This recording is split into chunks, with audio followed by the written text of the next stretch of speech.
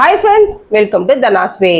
இன்னைக்கு நம்ம கிச்சன்ல ஈவினிங் ஸ்நாக்ஸா கோபி ஃப்ரை செய்ய போறோம். வாங்க வீடியோக்குள்ள.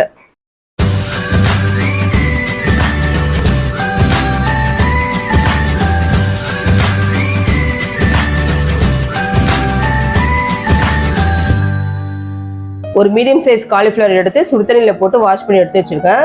இப்போ மிக்சிங் பவுல்ல 2 ஸ்பூன் மிளகாய் தூள், 1 ஸ்பூன் கரம் மசாலா, 1/2 டீஸ்பூன் ஜீரகத்தூள், 1 பிஞ்ச் மஞ்சள்தூள், 1/4 ஸ்பூன் மிளகுத்தூள், 4 ஸ்பூன் கார்ன்ஃப்ளவர் மாவு,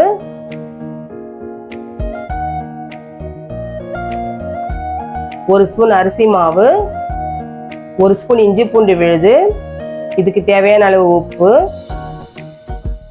சிறிதளவு கஸ்தூரி மேத்தி, எல்லாத்தையும் நல்லா கலந்து விட்டுட்டு இஞ்சி பூண்டு இருக்கிற தண்ணியில நல்லா கலந்து விட்டுருங்க. அதுக்கப்புறம் தேவையான அளவு தண்ணி தெளிச்சு நல்லா பிசைஞ்சு காலிஃப்ளவர்ல மசாலா ஒட்டுற அளவுக்கு நம்ம பிசையணும்.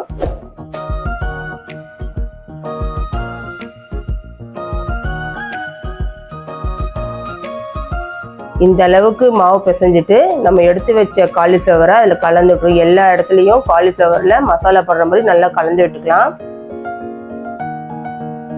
இது ஊறணும்னு அவசியம் கிடையாது. நம்ம எண்ணெய் காய வச்சு உடனே பொரிச்சு எடுத்துக்கலாம்.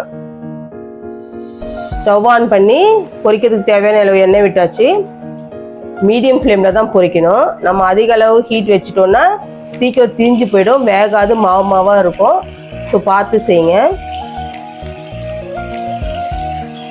போட்டோடனே கிளறி விடக்கூடாது, மசாலாலாம் தனியாக பிரிஞ்சிடும். ஸோ ஒரு செகண்ட் வெயிட் பண்ணிட்டா நம்ம கரண்டி போட்டு கிளறி விடணும்.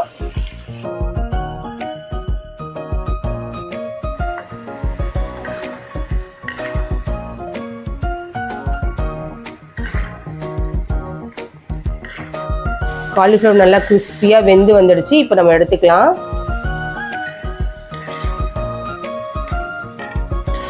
மீதி இருக்க காலிஃப்ளவரை இந்த மாதிரி பொரிச்சு எடுத்துக்கலாம்.